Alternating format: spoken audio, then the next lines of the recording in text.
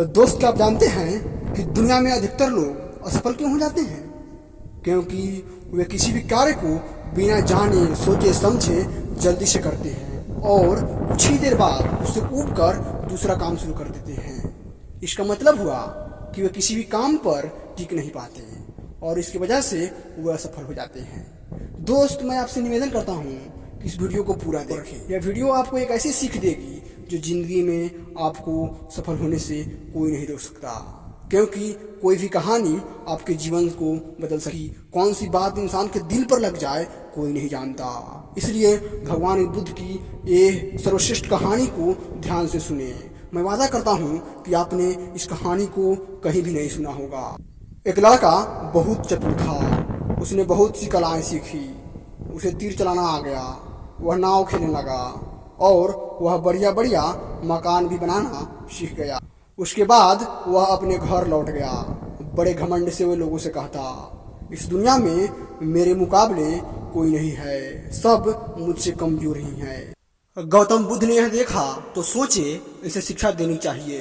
उन्होंने एक बूढ़े का रूप बनाया और हाथ में भिक्षा पात्र लेकर उसके पास गए। लड़के ने पूछा, तुम कौन हो? बुद्ध ने कहा, मैं अपने मन को बस में रखने वाला आदमी हूँ। उनकी बात लड़के को समझ नहीं आई। उसने कहा, आपका मतलब? बुद्ध बोले, कोई आदमी तीर चलाना जानता है, कोई नाव खेलना जानता है, कोई घर बनाना जानता है, लेकिन ज्ञानी आदमी अपने ऊपर शासन करना जानता है। लड़का बुद्ध के इतने कहने पर भी कुछ न समझ सका। उसने फिर पूछा, अपने ऊपर शासन करना क्या होता है?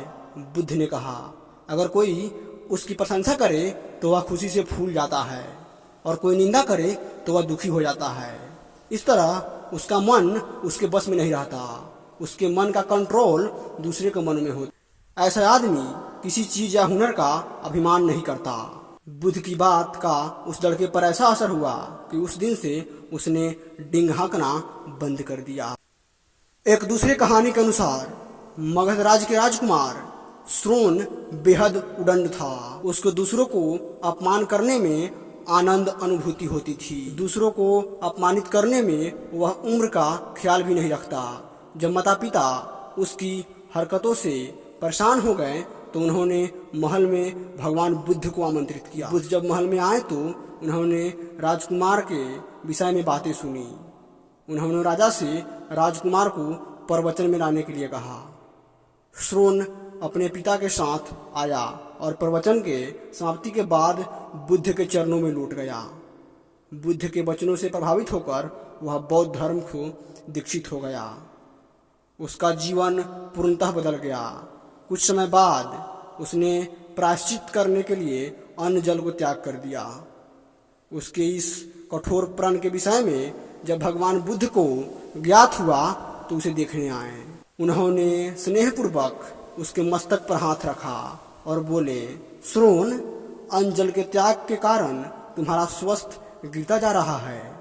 तुम संगीत के जानकार हो, अतः उससे जुड़े मेरे एक प्रश्न का उत्तर दो। क्या बीड़ा के तार ढीले करने पर उसके स्वर से लहरी फूटती है? श्रोण ने जवाब दिया, नहीं भगवान। बुद्ध ने पुनः प्रश्न किया, तब तो तारों को खूब कसना पड़ता होगा? श्रोण बोला, नहीं, अधिक कसने पर तार टूट सकते हैं। तब तथागत बुद्ध बोले, बीना से मधुर संगीत निकालने के लिए उसके तारों को ना तो अधिक ढीला रखना पड़ता है और ना ही अधिक कसना चाहिए।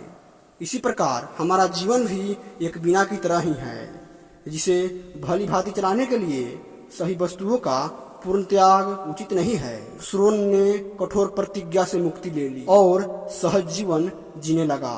यह कथा जीवन जीने के तरीके को बताती है।